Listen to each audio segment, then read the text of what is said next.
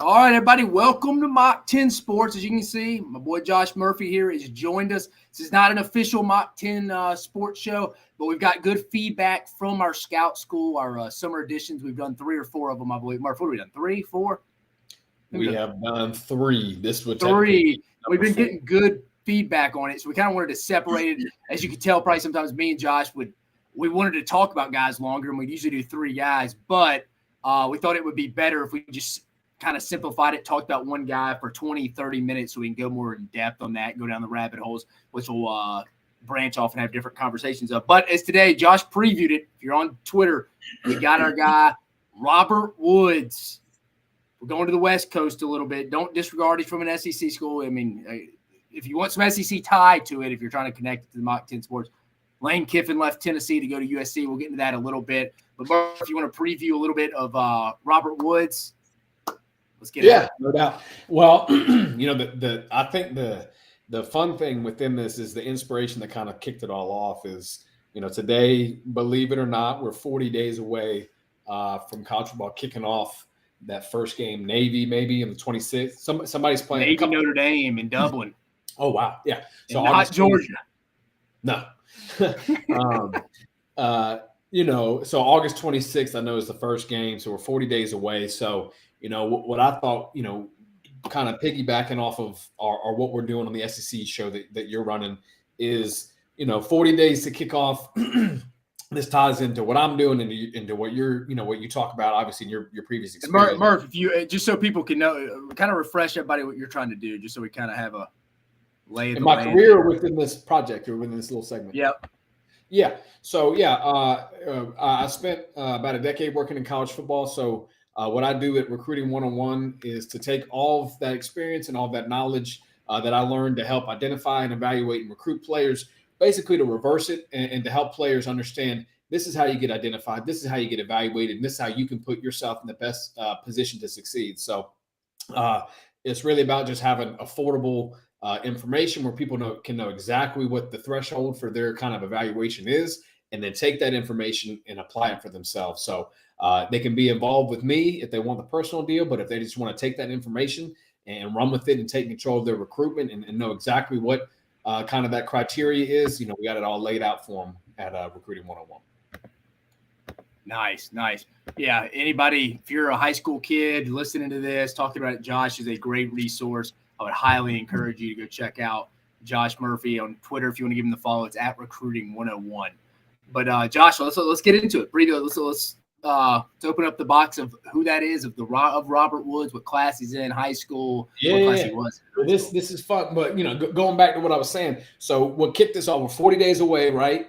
And what we thought would be fun is let's go back and this isn't our opinion. This isn't my ranking, Dave's ranking, Mock 10, Recruiting. No, we're going back to the composite rankings from the recruiting sites, the modern recruiting, and basically just going. It's 50 to 0, 40 to 0. There's some guys that are kind of outside of the range where we can't find their film. So we're going number 40 all the way down, starting with Robert Woods. So he's the 40th ranked, if technically 50th ranked, but for our purposes, 40th ranked high school football player of all time. So we thought it'd be fun to go back in time a little bit, look into his recruitment, kind of the state of college football at the time, and kind of what makes Robert a dynamic receiver, and what makes us still today, 13 years later, talk about him in terms of the prospect that he was. So isn't that crazy, right? 13 years. That's how I was making that face. So let me go back in time a little bit, Dave. Let's see. It's 2010. So it's the class of 2010. Where are you at in 2010 right now while I pull this up? Where am I at in 2010? So I would have been a junior at the University of Alabama. So I was a junior at the University of Alabama at that time. 2010, that sounds like a long time. I mean, what was it? Party in the USA was the number one song in the country. Hey, maybe. There you go. All right. You beat me to it a little bit. So I got this pulled up just to take us back in this time machine a little bit, just so everybody can kind of understand the context of where we're at, because so much in recruiting and evaluating tape is context. You got to know, where you've been, where you're going, what you're looking at to fully understand the type of, film you're watching. So to give everybody some context, back in 2010, the number one music in the world, Billboard's best performing single is TikTok by Kesha. All right. So Kesha was pretty big back in 2010. An album of the year, 2010 Grammy, and this isn't that far off from where we're at now, is Taylor Swift, Fearless. So 13 years later, the one that put her on the map. Oh yeah, I mean now 13 years later, she's still doing her thing, and I can confirm that as I was in Kansas City a couple weeks ago. So we got some other notable songs. Hey, you and Eli Drinkwitz's family. He said today at SEC Media Days, they were there. Oh really? Yeah. Maybe, maybe he and I were one of the 6 people that went to the bathroom the whole show because there's nobody. No, the bathroom lines were short, non-existent. Literally non-existent. I've never been to a place that was so crowded, but was so vacant during the concert. Not a line at a concession, at a merch, in a bathroom. There was not a soul anywhere. It was pretty wild. So, all right. So yeah, 2010. We're going back 13 years ago. At the time, just again context because it matters. We're still dealing with a Pac-10. So this is pre-Pac-12.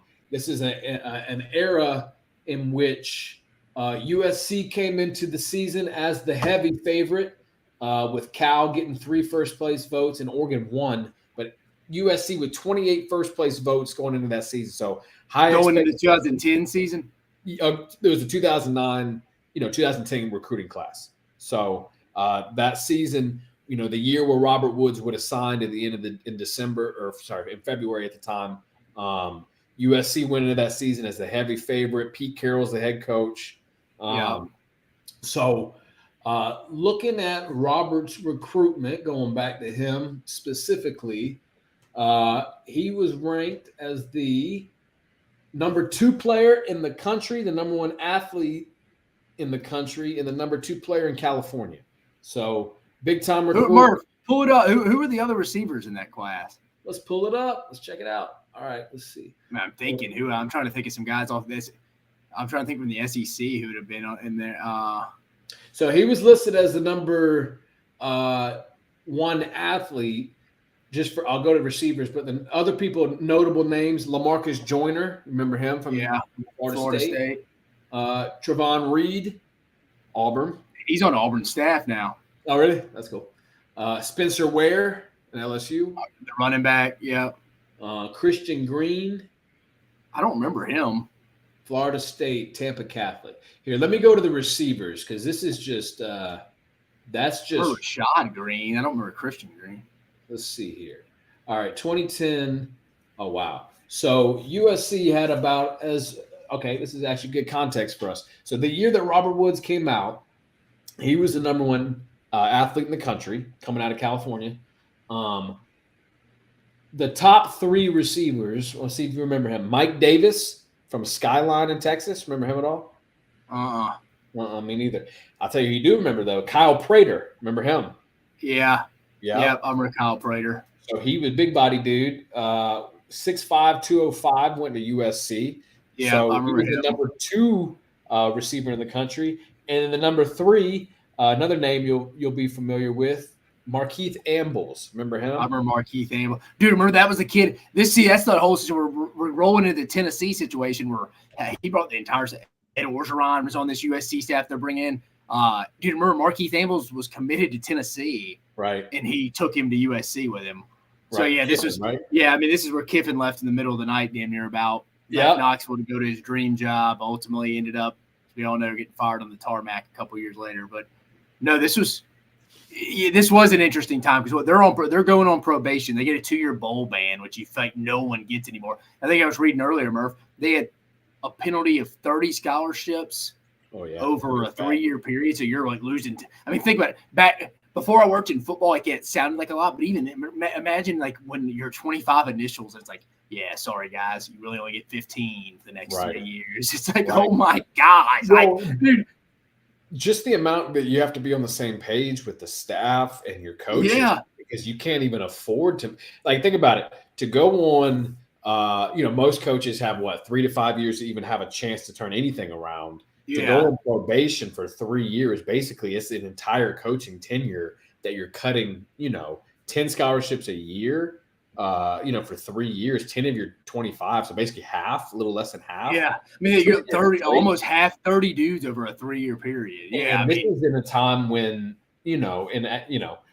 SC's recruiting really well. Like they got, number one dude in California in Robert Woods, Markeith Ambrose out of Georgia, Kyle Prater's out of Illinois. So they're all over the country, but it's at a time where recruiting is not necessarily where it is now. So the consistency, the hit rate, the film, again, context matters. And this is a different point in time. So to provide even more context of what you're saying and how important it was to hit on those guys, I'll read you USC's class from that year and tell me of these names who you remember.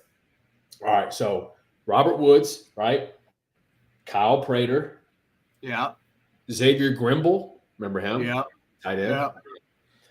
Yeah.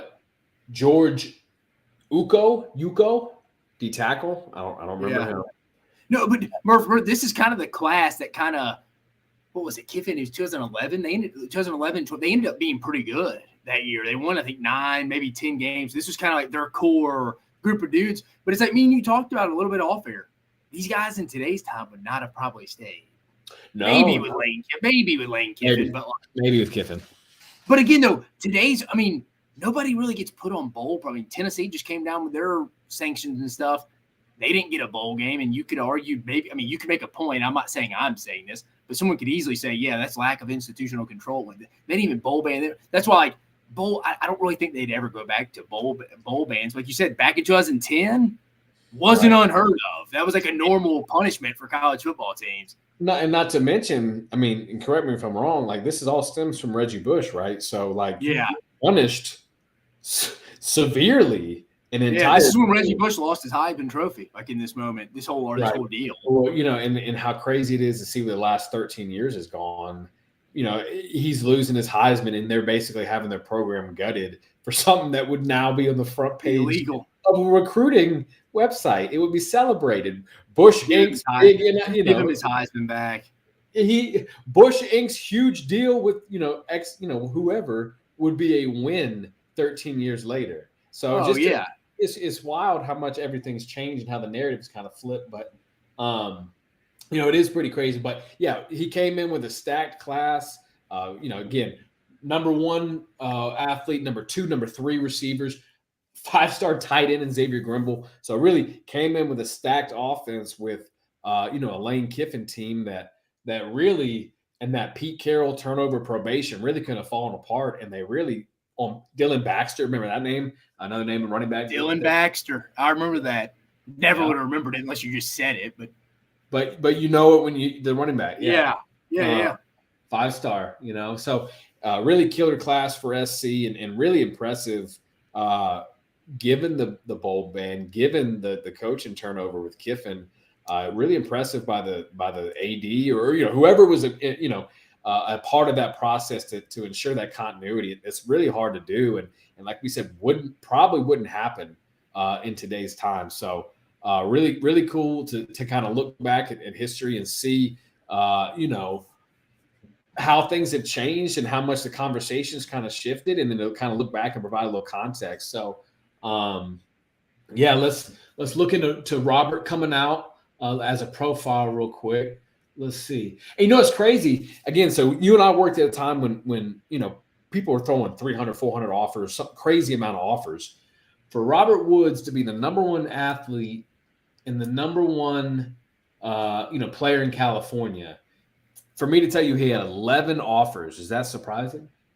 Yeah. No, you're right. I was thinking the other day, when did that change? Like 2013, 14, where people kind of just throw verbal offers out just to kind of quote unquote get in the game? It would be an interesting to go back. It's like, when did these offers start significantly going up? Right. Like you said, for Robert Woods to only, but again, though, I think a lot of recruiting back then was just regionally based. Like Alabama wasn't the brand it is now. I mean, they had won a national championship in 2009, but even then, like Alabama wasn't racking in California kids. Well, and this gets us kind of off topic, and I know we're kind of on a niche episode focusing on Robert Woods' career 13 years later a little bit.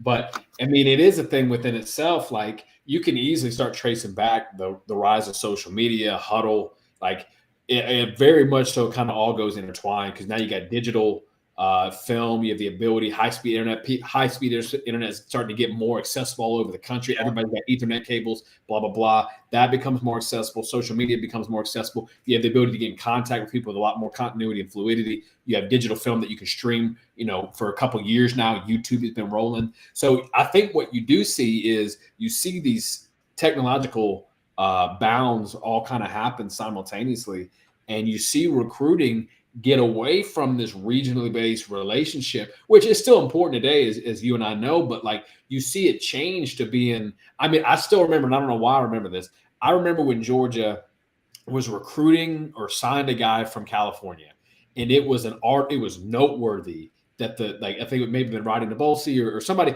was like, oh, the last person that signed with Georgia from California was in 1993, some, crazy amount of time in between. And now you say that, or yeah, Georgia can go anywhere in the country and get anybody, So just to see how much, the role social media, technology, digital film, all that stuff expedited the recruiting process and kind of changed it and made it a lot more connected. Really, you start to see the boom, because again, it's wild that Robert Woods, who to this day, 13 years later, is considered a top 50 player in modern high school recruiting history, had 11 offers, which any three-star in the country these days has pretty much 11 offers. 11 offers, yeah. Yeah, I mean, it's like you said, it is crazy. Like, it's almost like back then an offer was a real offer. Like if we offered you, we want you. Think about the work that went into it, like you had to write a letter, do whatever. It's more of an upload the film to a disk, like right. Put it up. Like, it wasn't as easy. There's no huddle. Right. Well, I think huddle may have been around, but not as advanced. Yeah. Because when I got to Georgia, we were throwing out DVDs still, and I started working at Georgia in like 2013. So in 2010, people are for sure, if Georgia's using DVDs in 2014, 2013. Most of the country is still using DVDs. Heavily in 2010. Heavily. So that in itself is a whole process, and we can get into a whole segment into that. But anyway, found that interesting. Came in with a loaded offense, coaching change, number one player in the country. Let's check out his stats real quick. So coming out, had pretty killer high school stats. Senior year, 1,100 yards, 15 TDs. Junior year, 1,400 yards, 19 TDs. Sophomore year, 807 TDs in high school as a sophomore. Chipping in with a couple rushing yards and some rushing TDs as well.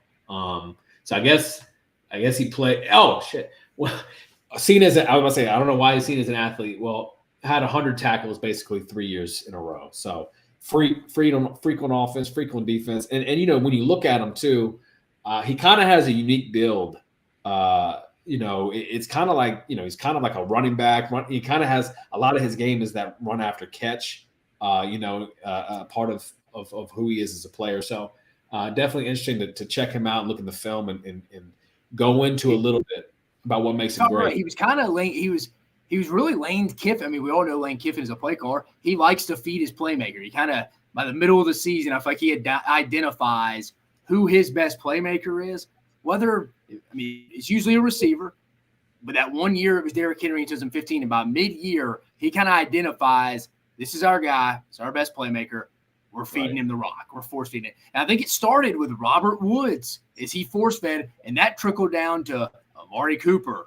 I know Derrick Henry's a running back, but Derrick Henry, since he's been at Ole Miss, he's done it to Elijah Moore, force feeds.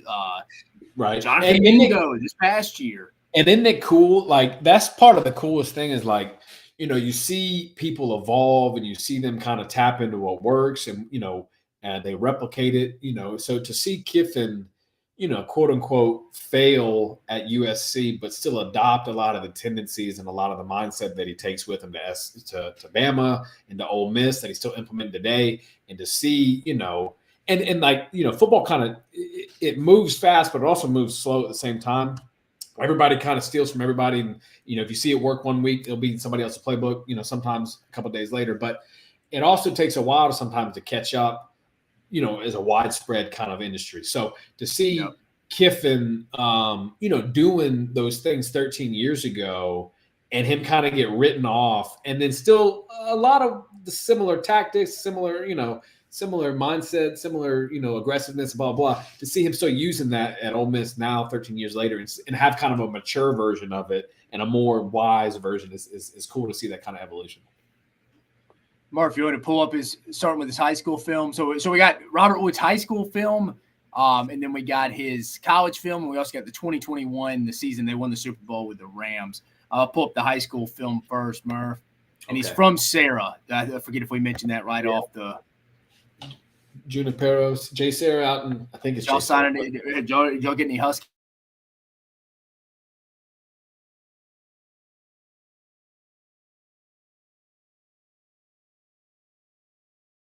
Juniperos, Sarah, and I would get him. Was from one of them, maybe like Alex Cook. We had some guys for sure in that area, but I may be getting the schools mixed up. I don't know. A lot of guys, a lot of prospects. All right, Murph, give us some measurables here for our guy Robert. What was it again? So coming out, Rob, Bobby Trees is his nickname. Cool, very cool nickname. Bobby Trees. Bobby Trees coming out was 6'1", 180. He went on to run at the combine. I don't have any high school stuff on him, but at the combine, he ran a 4.51 with a 4.47 shuttle, a 7.15 cone, and a 33.5 vert. So, he's interesting though because, like I was saying, he's not really in this. Okay, so juxtaposing our last week's segment, our height, weight, speed, he's not necessarily height, weight, speed, right? Like he's 6'1", 180. It's not a freak length, not a freak. He's not running a blazing 4.3. He's a 6'1", 180, 4.5 guy. But I think, and I don't know, I haven't watched enough tape to take ownership of this completely, but like I think when you look at like maybe a Deebo Samuel, is he kind of an early Deebo Samuel where it's like get him the ball and let him do his thing after? Maybe not quite. Yeah, I mean, his ability, just when I was looking for the videos for me to put it on, just like his burst and acceleration is truly like unbelievable. It looks like the film sped up a little bit. It's like he catches the ball and one of the better granted, we're talking about a top 50 player ever out of high school, according to the rankings. But just his burst, dude. He's like, well, let's check him out. Let's see. Returning, we've seen him play. He's a three-phase player right now. We've seen him play in a short period of time, wide receiver, defense, and special teams. Oh wait, are you playing right now? I'm not seeing anything. I'm not seeing the clips. You aren't? I'm seeing USC highlight. It's stuck on. You may be on the wrong tab. Let me see. Let me go back. Why is it? Hold on. Let me stop share. No worries. Let's see here. So while you pull that up, I'll go back into his recruitment real quick. Of those 11 teams, we got SC, Arizona State, Cal. What's it look like now, Murph? Yeah, you're rolling. You're good. All right. Yeah, he's starting it over. All right, starting it over. All right, where are we at here? See, like if this was recruiting 101, I'd say already, Robert, where are you? I can't find you on the tape, my guy. Yeah. No, you're right. You come on, Rob. Rob, if you want a top 50 player, not everybody can get away with that. No, but Murph, it is fun. It's funny, but it's kind of at the same time, like that wasn't like a thing. Like it was just kind of like, I'm a playmaker, man. Just the guy who's got the ball in his hands, making things happen. That's who I am. Like, you know what I mean? It's like kind of like. Let's see here. Lined up in the slot here. Just get in the rock. Yeah. I'm getting a little choppy. It's a little choppy right now. Is it? All right. We're coming. We're getting a little better. All right, that was a little better now. Here we go. Got him on defense. Where we at, Bobby? Out there. Yeah, you can tell off one clip how kind of sudden and fluid, like that one clip, how fluid that turnaround as a high school player certainly stands out and is unique to see. No, just his ability to change direction versus just accelerate is crazy. Right. And that's go ahead. I was just saying how often we hit on it. Like it's so important to take into account context when watching this tape. And you and I have watched thousands and thousands of players that if you just come in cold and you don't know any better, you may not find some of what he does overly impressive for a future NFL guy or for a future top 50 player of all time. But to see it in the context of every other player that you end up watching and what you end up looking for in a receiver, that's the context of seeing it in comparison to the field is when it really stands out. Yeah, I mean, it usually takes someone coming from the back, from behind him to tackle him that he can't see. Right. I've noticed. Like it's usually so if it's a one-on-one, he's going to make you miss, and it's usually somebody coming up from behind a trailer and usually making the tackle on him that he just can't see to make anybody miss in space. When we were when I was at UW. It became this emphasis, like snatch catching was this big thing we started to emphasize to our receivers, and like Pete and Junior Adams would come back, I think from UC Davis, or maybe Coach Lubick would. They went to UC Davis. I think it was Dan Hawkins down there was teaching like this snatch technique in terms of how, plucking the ball out of the air and in terms of how they catch. And just like watching him, how natural a pass catcher he is and how strong his hands are. His hands are, yeah. Oh, he's ripping it out of the air with such ease and such comfort that again, this is just like you get it. Because again, I think what makes him unique in this kind of height, weight, speed era is that he's not really a measurable guy. He's really not. Like 6'1", it doesn't stand out, when you're going down rosters.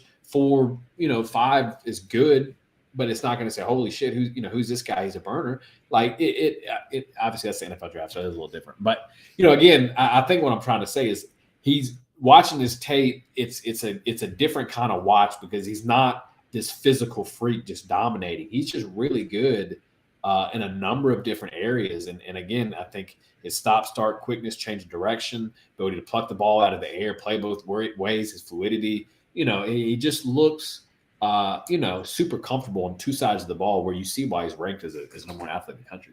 No, you're right, Murph. And the thing it kind of separates, I think, as you get in, as he gets older. I think so. Sometimes I've always thought it was from a receiver standpoint. It's not the high school coach's fault. I'd do the same if I was the OC. But it's like we were talking about. Who was it? Who were we? Oh, Kyle Pitts. Just getting it to him real quick when we were watching that the other night. Right. Dude, don't overcomplicate it in high school. I feel like something we don't see a lot, or at least when we were both in college football, was you couldn't really see a kid. You could see it, but like their ability to truly separate, because they'd usually be on bubble screens, now screens. Just let's get the ball into our best players' hands as quick as possible and let him go make some plays. Whereas you see the college film, NFL film, you see the separation that he possesses more. More often. I get it from the OC standpoint in high school. Why are we launching the ball 40 yards down the field if my quarterback can't complete a pass that far down the field? Well, you start getting into probabilities and stuff. Like let me go 4 yards before 40 because at least he can do something with it. Minus me trying to throw this up in the air, Well, hey, but actually, so you mentioned it while you were there, and I think it's always kind of an important thing. So, you worked with obviously a number of schools and a number of different coaches, and we were a DPP at a number of places. From a philosophy in terms of building y'all's room out, it's a popular tactic in terms of like this basketball roster. Was that something? One, can you talk about that? And then two, like, was that something that as you were recruiting receivers at Auburn, A&M, UCF, like, was that something, Kansas, was that something that y'all would say, hey, we got to mix and match the skill set, or is it like, hey, that's ideal, but it really doesn't shake out like that? Yeah, and I think me and you talked about it either on the phone, off air. It's just, I wish more staffs were a little thought of it like that way. I think the only staff I was like, it was probably when we were at Georgia, probably Brian McClendon. They kind of talked about different size, having different size receivers. Because it's like, you talk about, you don't want a bunch of 5'10", 5'11" receivers in that room, because then you have a bunch of dudes who can't get off press man at the line of scrimmage. But also, you don't want a bunch of, it's like Texas Tech did this a little bit with Cliff Kingsbury and when Emmett Jones was around. They just had a bunch of 6'3", 6'4" dudes that were a little stiff. Like, you know what I mean? It couldn't come in and out of the routes and create separation. I think sometimes we always get real enamored with like the 40 times at the combine, which, I mean, there's a place in time for that. But I think with the advancement in technology and stuff and these like workloads people can track and like the acceleration, deceleration, I think that's almost important from an ability to, hey, stop and start to create separation against a corner or a nickel or a star, whoever the hell you're playing against. I think that's more important than just a straight line 40, because you got to think if he's pressing you, you're not running a straight line 40. He's touching you and getting you off your mark or getting you off your line to an extent. So you're not running just a normal 40. So if you got him on your back hip and he's in phase and you stop for a minute, that could be that half second that all you need, your quarterback, Patrick Mahomes, Sam Darnold, stuff like that, they can just fit it into that tight window. It gives them that, because as you know, Murph, I mean, neither one of us worked in the NFL, but dude, I mean, at that level, dude, all they need is that just half second to just fit that ball into that window, because the windows are so tight that it's like anything can be the difference between winning and losing on a Sunday. But yeah, I mean, those were always kind of things that stuck with me. It's like, dude, you don't want a bunch of 5'10", 5'11" receivers. You don't want a bunch of just 6'3", 6'4". You need to have a good mixture. I mean, you talked about it, the basketball analogy, 1 through 5. You need your point guard can kind of be your 5'10", 5'11" guy. Could be more of a role guy. Then I think your shooting guard, him and the point guard, kind of be your slot receivers. But then I think you need your kind of like in a basketball analogy, your 3 and D guy. It's going to line up on that X. Maybe even if you want to include him as your 4 spot, that's going to go win your one-on-ones. He may not be your fastest guy. He may not run away from the corners. But how you just mentioned, Murphy, made a good, strong hands, guy has good balance, body control, can make the contested grabs, big third down guys, stuff like that. That I think, like you said, from I always like the basketball analogy. I just think, unfortunately, in college, I think it's sometimes just like, I mean, he's a good player, we got to take him, and it's like, well, that's right, but like we don't ever talk about what our current room looks like or how we're losing or the 2-year projection, which is like, I think us personnel guys thought about that, which was our job because we were trying to be forward thinkers with the roster. I think just sometimes in college, it's all about who you sign, how highly rated he is, unfortunately, and stuff like that. I think it gets lost in the big picture.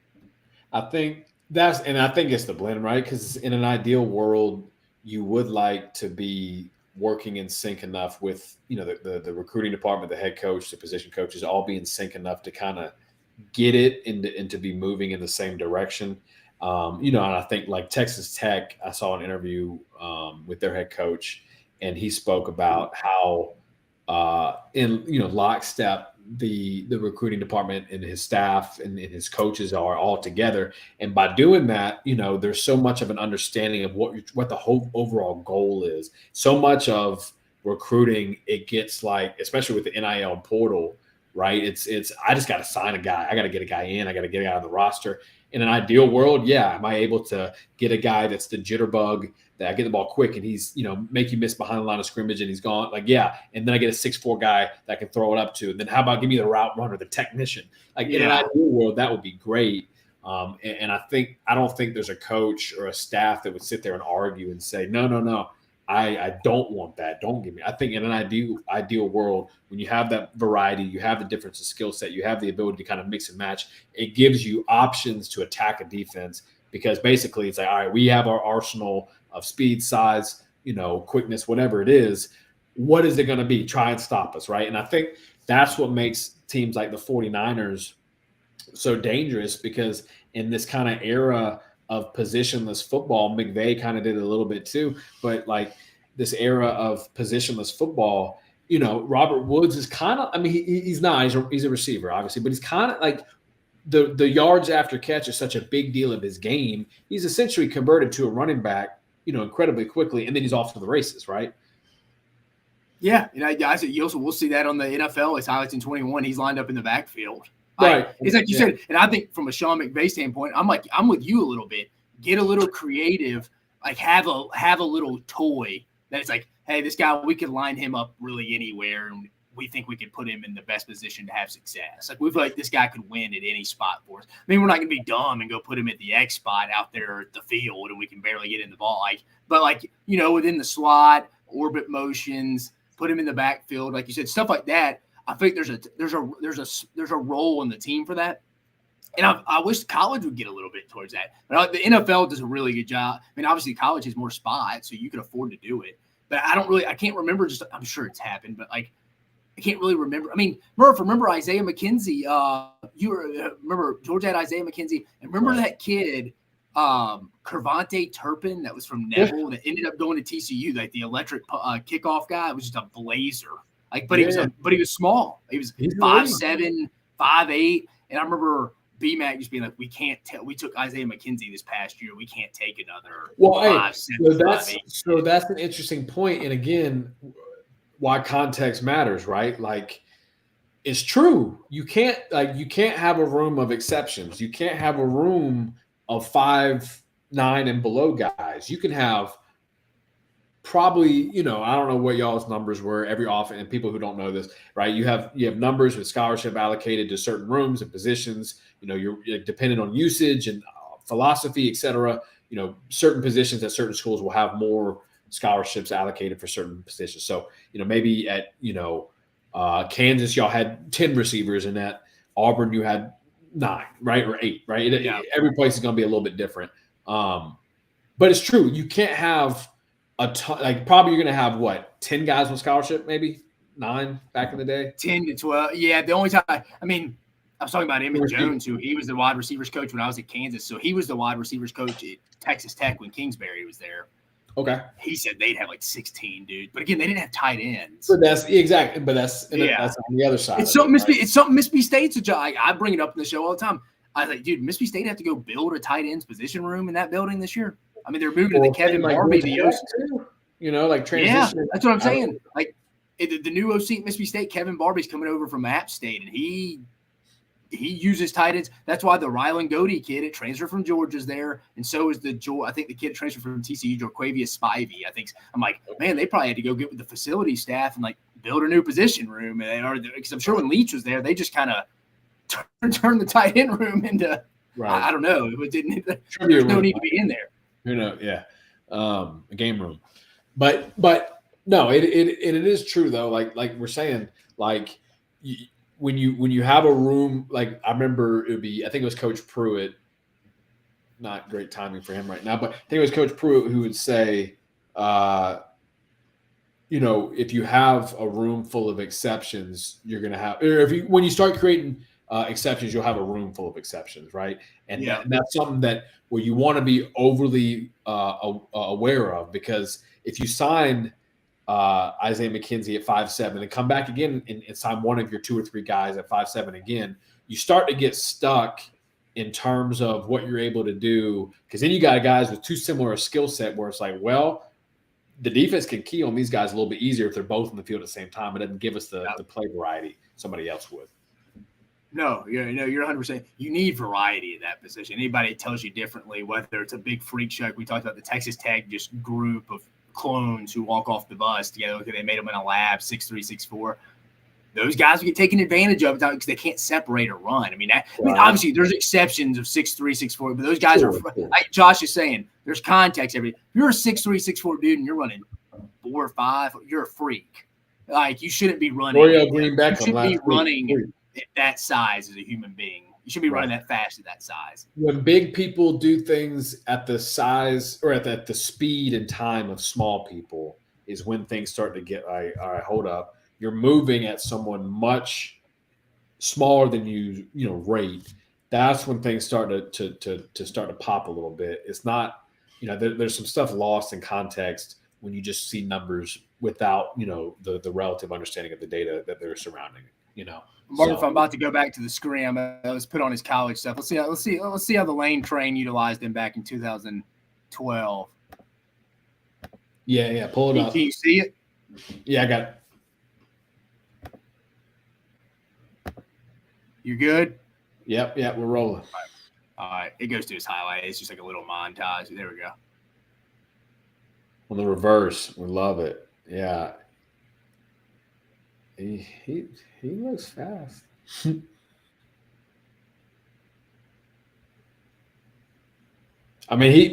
looks, 6 foot 180. That seems right. That seems exactly what he's playing at. But yeah, you always forget how good he was, like in the open field and just making people miss. It's almost over once he got the ball in the open field. You really do forget, and it's interesting because It's always somebody coming from behind, almost just to right. I mean, I know this is his highlights, obviously, so you're not going to see. Still, Yeah, you see what he's capable of, and you see who he is. Right there, you see the balance, body control, contact balance, be able to take that hit and stay up. And that's the thing, when you look back, what made Robert Woods great. It's not any singular thing. It's a combination of a lot of things. It's a lot of things kind of all pieced together. Yeah. All because he is quick. He is fast enough with his long speed. He's fluid. He catches with his hands. He's tough, right? He's taking hits. He's putting his shoulder in there. He plays defense. He's catching the ball away from his body. I mean, that ball from Matt Barkley is a little behind him, and he's catching it. Oh, this is over, and nobody's safety back there. They got him. I thought he was about to be gone too. But yeah, and I think, that's it's why, and I don't want to say he gets forgotten, but like if I were to tell you, all right, top 50 players of all time, starting number 50, here we go, Robert Woods. I don't think that you would have necessarily immediately thought Robert Woods. There's the Huskies. There's the Dubs. Yeah, there we are. I don't know. That may have been the not so great era. I don't know how we were looking at that point. But you know what I mean? Like you're not thinking Robert Wood. I say top 50 high school, college football players, high school players of all time. You're not meaning to say, oh yeah, Robert Woods, right? Like it probably is like, okay, I can see it, but you don't immediately think that. And, for a guy who had an uber, productive college career, 5-star guy, second round pick, I think it's just because he's not this dominant height, weight, speed, but just kind of a collection of a lot of really good things all together. He kind of flies under the radar a little bit. His whole Bills career kind of gets forgotten. His first couple seasons up there in Buffalo, kind of like Marshawn Lynch years. Those forgotten years for Lynch up in Buffalo. It's kind of like Robert Woods, where you kind of really remember his career in L.A. With the Rams way more than you do. With Buffalo. You do in Buffalo, yeah. And it's just, it's interesting. He's just kind of under the radars his whole, for as good as he is, he's just kind of under the radar still for whatever reason.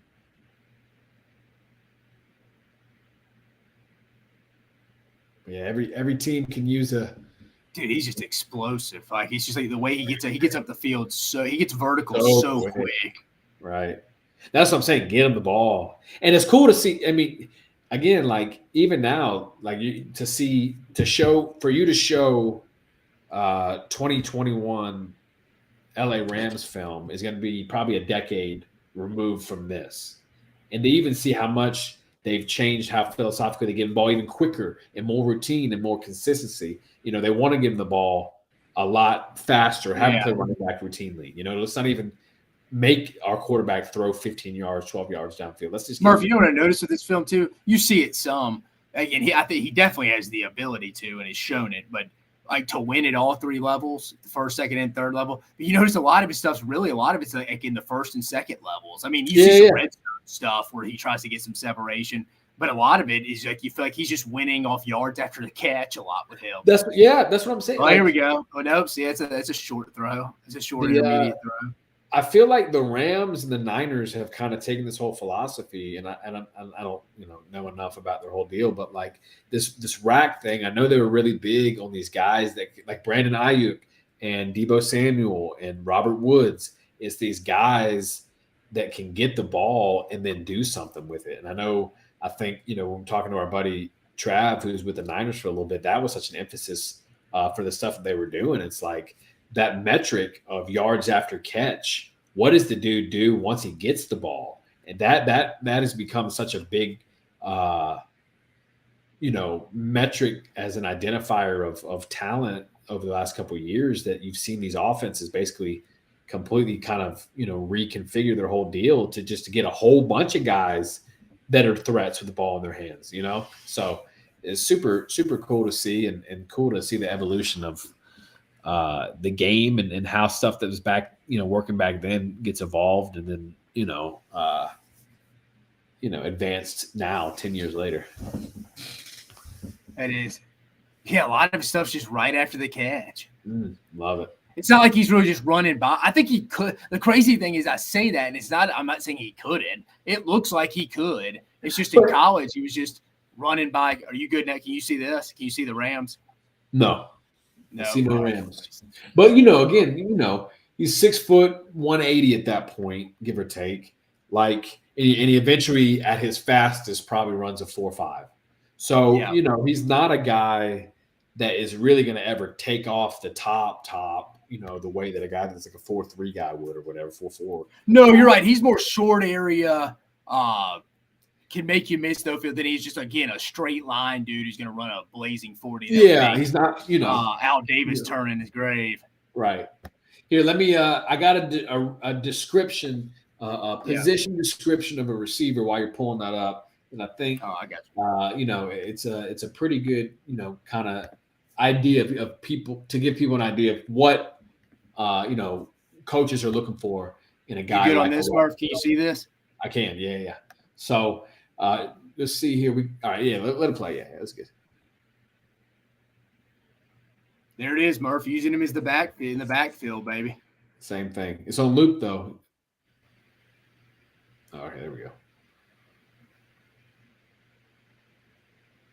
Still, yeah, man, it's only too close to it too. Just over the middle intermediate, just kills it. But I think what he does though is it provides like a it's also Murph. The good thing with him, dude, you want him in space. You go line him up as an X out there, and you put him in the boundary. He's limited. Like, you want him in space so he can like make somebody miss and have room to run. Like, right. If you put him in I think it's kind of putting him in a situation to fail. If you're putting him out there on the outside where it's like, dude, a DB can kind of use the sideline to his advantage. Well, and we've talked about that before, like, and you and I have, and just personnel, and Cooper and I have talked about it. Just like, I wish, obviously Sean McVay and the Rams, him being a kind of an offensive, guru, whatever, they do a good job of mixing it up and everything. But how often we see coaches try to put a square peg in a round hole. It just doesn't. You're asking people to do things that is not what their strengths are, and it doesn't make sense. I've worked with a coach before that taught a certain release, and it was the only release that he taught, and it was the same release to every player. And I remember being like, listen, like, I'm not and this is kind of me eavesdropping, I'm not a coach. There's a lot of stuff I don't understand and know, and maybe, this guy's been doing this deal for a while, and obviously maybe I'm missing something. But to me, to teach a man who is 6'5", who has to drop a considerable amount of more distance down and weight, the exact and only technique you teach a guy who is 5'6", it doesn't seem to equate, right? You're not setting 6'5" guy up, or one of the two guys, you're not setting it up for him to do what he does best, because you're ignoring the fact that there are different skill sets and different bodies and different, position, different type of athletic qualities. So I think, whenever you can see a team really have a familiarity with their guys and really know how, to utilize them to the best of their capability and their skill sets, it's a lot more harmonious kind of situation, because you're not asking them to do stuff that really they may be able to do it, but they're not doing it consistently, No, and we've talked about it a lot. I mean, the thing in college, it always kind of drove me nuts, is I feel like we never really game planned. I'm sure we did a little bit. We did the advanced scouting, but it was never like, hey, man, they have a weak corner that is undersized. We have to attack this guy. Like, it was just, college is more scheme-based. Coaches are stuck in their scheme more so than, back in the day, the Patriots 1 week could go throw the rock 40 times. Then the next week, Stephen Ridley's getting a carry. He's getting 30 carries in a game. Right. Right. But I mean, I understand you got to have a base system and core beliefs on what your offense or defense, whatever side of the ball it is like based in principle on. But it's like, I mean, come on, guys, a little bit like, why their DBs are pretty good, guys. I don't think we need to just keep attacking them. They've struggled. They're the worst run defense in our conference. Why aren't we just pounding it right at them? So you felt like that, like your I did a little bit. I think college coaches are a little bit more stuck in their ways from a scheme standpoint than the NFL guys are. And that's coming from someone I've never worked in the NFL. That's not it's just from watching the games, you can tell it's more personnel scheme. Or like, hey, we got a mismatch on this nickel. Like, we could kill this guy all day. Like, I'm sure Sean McVay thinks like that. Like, Robert Woods could beat their nickel all day, guys. That's going to be there. That's going to be there. Right. I don't feel like that's ever discussed much in college. Well, it's more like, I think I asked because, I often think that, like, I was, for the amount of time that I worked in college football and who I worked for, I was really spoiled in terms of my exposure to certain coaches. So I feel like my understanding of college football is skewed based on maybe how most people see it in terms of what that in life. Because I mean, legitimately, I work for 3 Hall of Fame coaches: Coach Richt, Coach Smart, Coach Peterson. So not a lot of people can see kind of how those programs are run from purely Hall of Fame type coaches. So, you've worked some places where, you've worked for a lot of great coaches. You've worked for, honestly, maybe a lot of Hall of Fame coaches as well. But it is interesting because everybody just has different philosophies and different takes. And I feel like mine is probably a little different than most people just because I was fortunate enough to be around really, really top to bottom solid staffs and solid head coaches. Yeah, no, for sure. And again, it starts at the top of what your coach specifically wants. But that brings me to our next question for you, Murph. Just what are you looking for? You can name 2, 3. If you didn't really name one, that attributes for Josh Murphy that, hey, I have to see non-negotiables at the wide receiver position. Well, I think this goes to our same conversation, right? Like, if I'm building a quote unquote basketball roster, I want different things from different people, right? So a guy who's 6', 180, I want something different than I want from the guy that's 6'4", 200, right? Or 215, whatever it is. So like a guy like Robert Woods, I think the thing that like really stands out a lot of, is quickness, right? Immediately you see his quickness. You see the run after the catch, and then you see the ball skills, right? You see the ability for him to pluck it out of the air. So I think he's right within that kind of like that perfect, he's probably a number 2 if we're doing the 1 through 5 thing, right? Like, 1, like you said, is probably the Isaiah McKenzie's, the Keontae Turpins, the Tutu Atwells, guys who are those maybe Jamias Williams, if depending on how he's slot guys out. That can take a top off a defense, win vertically. Small, shifty, right? Like maybe even quicker and fast. Use them in motion. Right. And then Robert Woods is probably your 2. Like an AJ Green type is probably your 3, long, lanky, lean. 4, your Julio Jones, big, thick body, and then 5, tight end. Whoever you got. No, you're right. I would say the wide receiver room is probably the only group in football you're probably like, they're not all going to look like, or they shouldn't. They all shouldn't look like clones getting off the bus. You don't want them to. Right? So, think about it. Offensive line, you're kind of you have a type, give or take inside, outside, but you know what I mean. You have a type. Your 3 are going to be similar. Running back, you may have one little scat back, most teams, but again, for the most part, most running backs have just have their prototypical. Yeah, like Dale McGee's not going to go recruit some 5'8" running back. And hey, it's just not, I say that DeAndre Swift was a shorter guy, but he had a lot of mass and bulk here. Right. And that's the point. That's another Pruittism. I'm not going to recruit a guy who's 5'9", whatever. But if I am like that, that dude better be elite, right? Like he can't have knocks against him elsewhere. If he's going to be undersized, he needs to be elite everywhere else. Elite, short area quickness, elite vert, elite length, elite competitor. I'm not worrying about this dude off the field. Like that's the trade-off that occurs when you take a dude who's undersized. Like, all right, I can take a dude that's undersized because he can roll and he's a competitor and he's long and I don't got to worry about him off the field. But I can't start making exceptions, right? And all right, well, his grades are a little iffy, and he's got some issues off the field.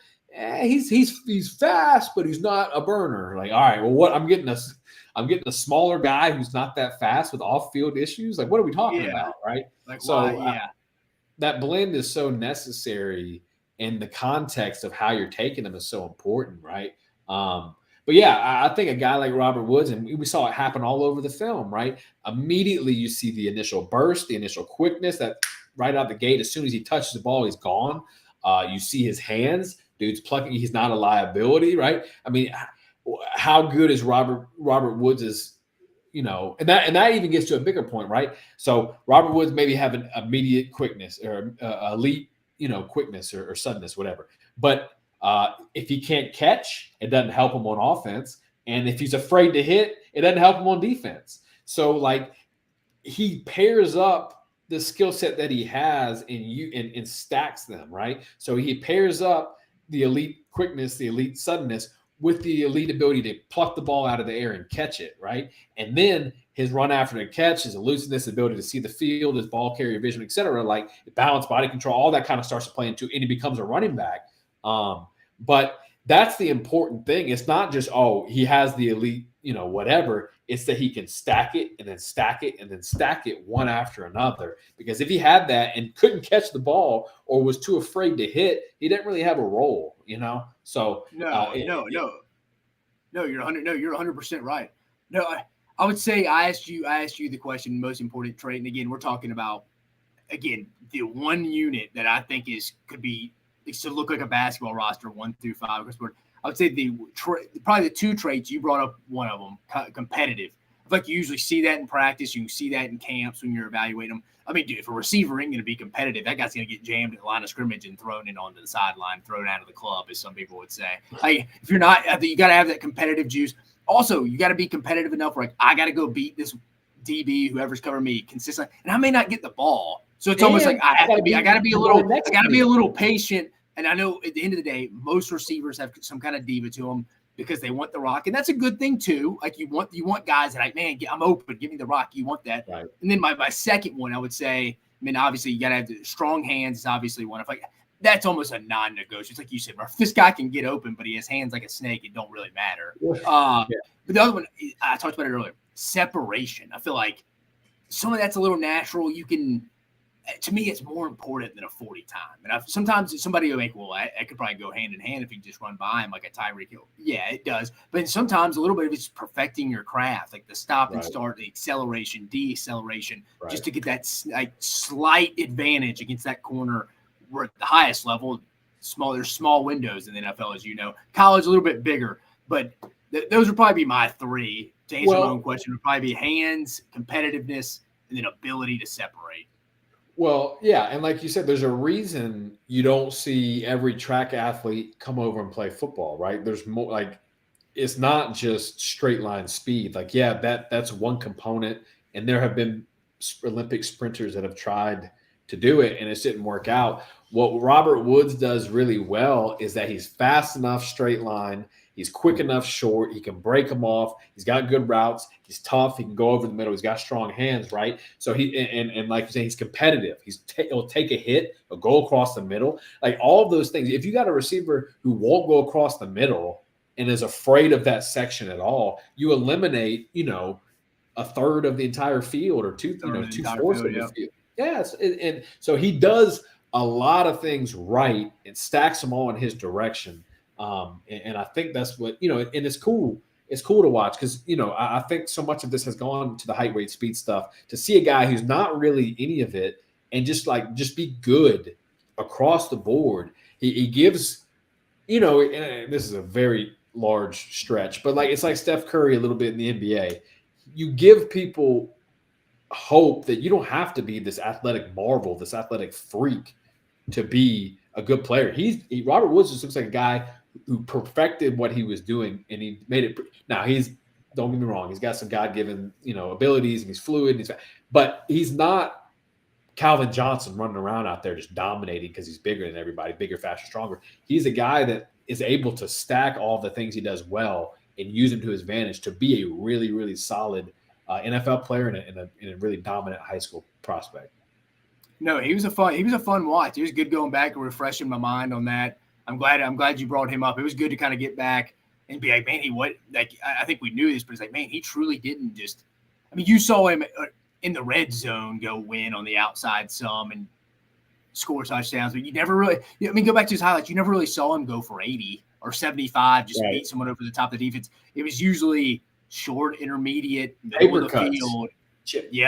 Death by 1,000 cuts just across. And it's usually some would-be tackler from behind that would ultimately get him after he beat somebody one-on-one. It wasn't like he was just some strong beast that was just running over people yards after the catch. It was usually just making you miss in a phone booth. Right. Make the first guy miss, get upfield, be tough enough to take the hit, have some good contact balance, and then come back and then do it again. And then come back and do it again. You know, that's the biggest, that's the most impressive stuff. Is so many people can do it, but very, very few people can do it consistently. And that's something that, like, my years in sports really, like, you know, like, holy crap, like, broken clock can be right twice a day, but, like, it's not going to be right twice a day for 7 years straight, 8 years straight. That's hard to do. You know, I mean, I guess technically it is, but you know what I'm saying? Like, it's in a way that, like, to have longevity in sports and to have consistency, to be able to build and then continue to evolve is such an admirable part of an athletic, you know, career, that it's always super cool to see people, you know, maintain. And like, his film looks the same from high school. No, it was funny, especially from, like, the college and NFL stuff. Literally looked utilized the same way, except, I mean, you never saw Kiffin use him as a running back on the first play like McVay did, but for the most part, he had him on a sweep, right? Yeah. So, you know, kind of pseudo, you know, enough to be like, all right, we're seeing some. No, you're right. It is funny. It was just like, man, they don't really. But again, they just know who he is. Don't go make him do something that's outside of his wheelhouse. Hey, let's set him up for success. Put him in the best position for him to be his best self. Right. Well, yeah. No, that was a fun thing. That was a fun breakdown. It's cool to go back down. I mean, again, it's wild. It's 13 years ago, but it's cool. That he's still in the league, still playing. Had a little bit of a down year with the Titans last year, but he's going to link up with C.J. Stroud and the crew out in D'Amico, your boy. Everything, you know, kind of connects. There's your SEC, D'Amico and the boys out in Houston. So that's going to be cool. And then, you know, I don't know where you're at tomorrow if you want to hop in, but I may do another one of these tomorrow if you have any interest. Well, I got my name. Let me. Oh, you got a show tomorrow? Yeah. I got my show tomorrow night. Then I got to get on some on a South Carolina for the SEC Media Days. One of the Spurs Up podcasts. But I know I'll hop on when I do. Who are you doing tomorrow? This is a fun name. A lot of, you know, this is the fun part of going through this list, because a lot of names you're familiar with. Number 49 on the list. Let's see if you can get the clues. Let's see. He is from Bishop Luers. I don't know if anybody's from Bishop Luers. Don't, you know. Indiana. Class of 2013. Linebacker. Army All-American. Had a good, solid NFL career. Decimated by injuries, though. Never was the same after a tragic injury. You want any hints? Give me one more hint. Give you one hint. It's going to give it away, but it's fine. Oh, I'll give you two hints. Okay. This hint maybe won't give it away. The second hint will. First don't give me the one that'll give it away. All right. Was drafted by the Dallas Cowboys. Who am I? I'm trying to think. Who am I missing here? Linebacker, 2013 class. Wasn't Vanderdash, was it? No. Remember, this is top 50 247 players of all time. So Vander Esch was like a walk-on type guy. He's a guy at Boise. So he played like 8-man football. Yeah, he did, didn't he? We got a Bishop Luers, Fort Wayne, Indiana, class of 2013, outside linebacker, 6'3", 218, Army All-American, drafted by the Dallas Cowboys. Career was good, not what we would have hoped due to some late college injuries. Kind of, in his own right, this actually opens up a different conversation, kind of changed the way players look at the bowl games, actually. He was the one that kind of was like, this dude was. See, I always think of like Christian McCaffrey when I think of that. It's in that same era. McCaffrey didn't do it probably because of this. I don't know. Actually, I got to check the years. Give up. All right, one last hint. I'll give you one hint. Notre Dame. Was it Stephon Tuitt? Jalen Smith. Oh, Jalen Smith. Yeah, I should have got that. Once you said Notre Dame, I was like, it's not Manti Te'o. He's before that. And he's from Hawaii, obviously. Jalen. He was a good player. I remember him. I never would have. That's when I wouldn't have guessed that. He was a guy that, like, watching Miles Jack coming out. Like watching Miles Jack come out of high school is incredible, even college, because he's doing, linebacker. He's doing like safety things in a linebacker body. Like Jalen Smith is that same, new age linebacker where he's moving super fluid and super well. Yeah. He's got good feet and is tight. Long, good athletic. Yeah. No, he is a really good player. No, I wouldn't have guessed the Indiana one. But yeah, he's but I'll probably pop on tomorrow and do number 49 tomorrow, just kind of roll. Because the problem is we start getting some tape of guys we don't have, like Charles Rogers, class of 2000. I don't know if I'm finding Big Charles's highlight tape. So that's where this top 40 starts to get a little wonky, where we're really top 50, then we'll find some guys in there. So Jalen Smith tomorrow for me, and you got your show, huh? Well, this was a fun time, Murphy. Yeah, I'll get on whenever. Just tell me when you get on, and I'll try to hop on 7 tomorrow. Same time. Yeah, 7 p.m. Central. 8 my time. Okay. All right. Well, yeah, I'll get on tomorrow. We'll talk. But yeah, I'm going to do Jalen Smith tomorrow, go into that a little bit more for everybody's out there, and just kind of keep on counting down the top 40 recruits of modern high school recruiting history. All right, everybody. Thanks for joining us. Hope you had just as much fun as us. Remember, again, this was part of our little Scout School segment. Josh, again, doing the top 40. This is within 40 days of college football, our top 40 prospects of all time. Today we did Robert Woods. Tomorrow's Jalen Smith.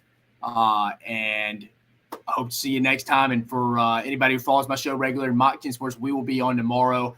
Push to Tuesday because we only have one episode this week because I'll be out of town in the back half and wanted to have some more SEC Media Day content. Tomorrow will be the second day, so we'll go over first, second, preview, Wednesday, Thursday as well. But again, I appreciate you joining us. Murph, keep killing it, brother.